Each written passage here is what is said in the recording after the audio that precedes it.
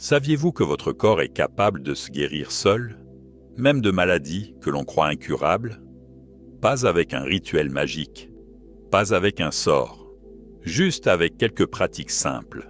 Mais si elles sont utilisées avec régularité, avec conscience, elles peuvent déclencher un processus de guérison absolue. Depuis des siècles, dans les monastères les plus reculés d'Asie, des sages bouddhistes ont affiné des méthodes d'auto-guérison. Des secrets transmis oralement, gardés, protégés. Non pas pour cacher, mais parce que tout le monde n'est pas prêt à croire que la guérison peut venir de l'intérieur. Et pourtant, ces 8 secrets existent. Ils ont permis à des moines de se remettre de blessures, de maladies, de douleurs chroniques, sans aucun médicament. Et aujourd'hui, tu vas les découvrir. Si tu vis avec une douleur, une fatigue, un trouble que personne ne semble comprendre, ce que tu t'apprêtes à entendre pourrait tout changer. Mais avant, fais ce premier acte de transformation. Like cette vidéo, abonne-toi et écris en commentaire « Je choisis de guérir ». Parce que le chemin commence maintenant.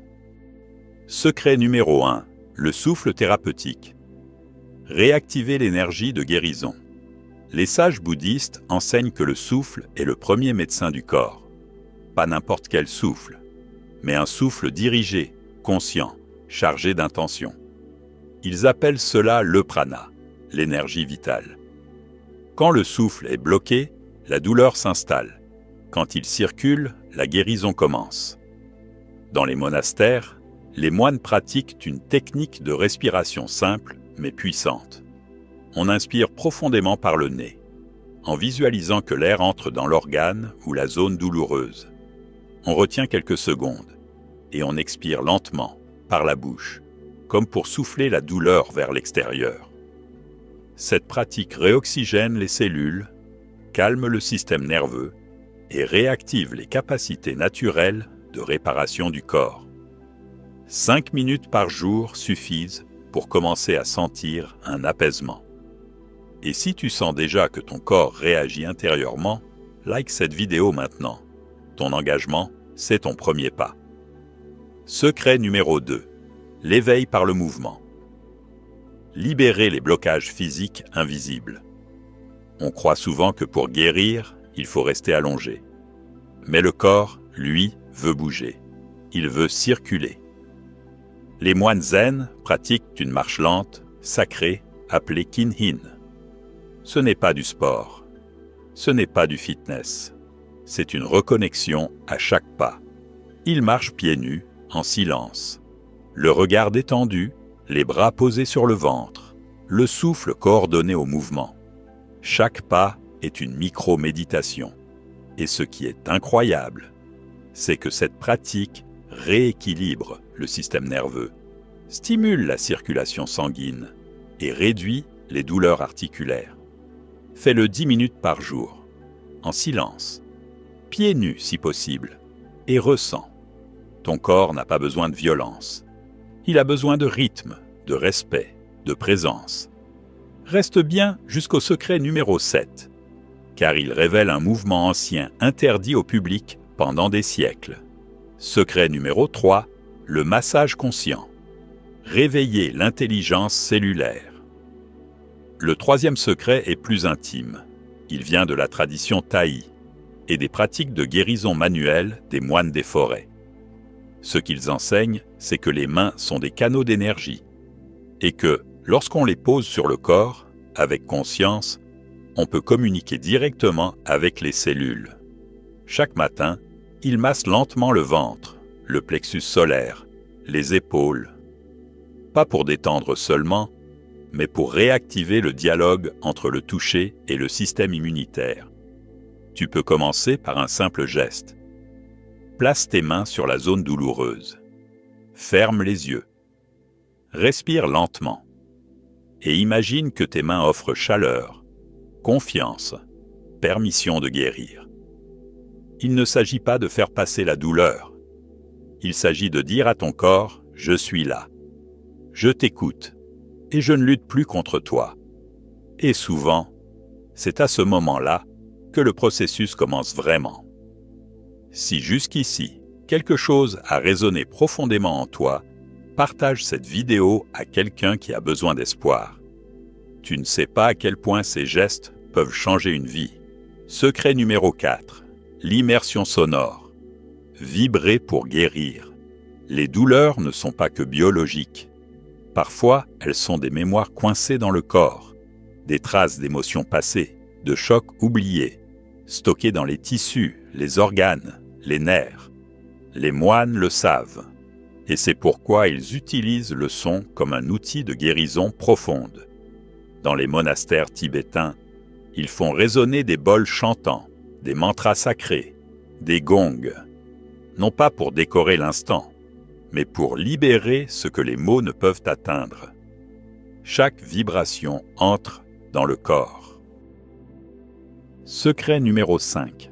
La purge émotionnelle. Laissez le corps pleurer ce que l'esprit retient. Ce secret est méconnu, et pourtant c'est l'un des plus puissants. Les moines bouddhistes savent que le corps somatise les émotions non exprimées. Quand tu retiens des larmes, des colères, des chagrins, ils ne disparaissent pas. Ils se logent dans le foie, l'estomac, le cœur, les lombaires, et ils finissent par créer de la tension, puis de la douleur, puis la maladie. Alors, ils pratiquent un rituel très particulier, la libération émotionnelle dirigée. Assis, en silence, ils posent une main sur le cœur, une main sur le ventre. Ils respirent profondément et ils appellent les émotions enfouies, non pour les revivre, mais pour les laisser sortir par le corps.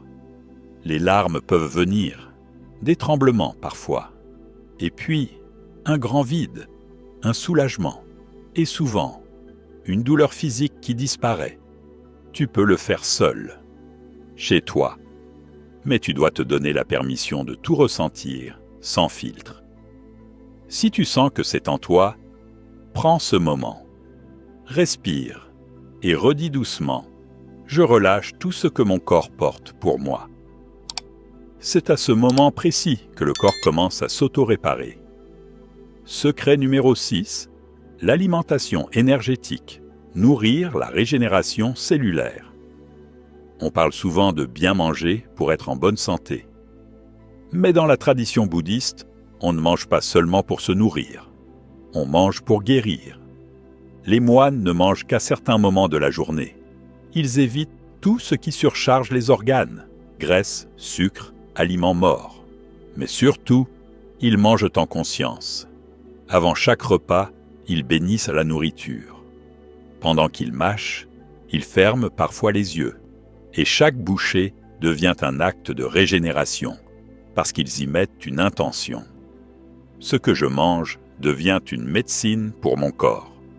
Certains aliments sont vus comme des catalyseurs de guérison. Le gingembre pour le feu digestif, le curcuma pour la purification du sang, le riz complet pour ancrer, les légumes verts pour purifier. Mais au-delà des ingrédients, c'est la manière de manger qui fait la différence. Manger dans le silence, dans la gratitude, en laissant le corps dire « stop » quand il est plein. Et c'est souvent cela le plus grand soin. Redonner au corps le droit de décider pour lui-même. Si tu ressens déjà que quelque chose change en toi, que ton corps réagit, même subtilement, alors dis-le dans les commentaires. Écris simplement « Je suis en train de guérir » et sens à quel point c'est réel. Secret numéro 7. Le rituel du corps sacré. L'activation profonde de la guérison.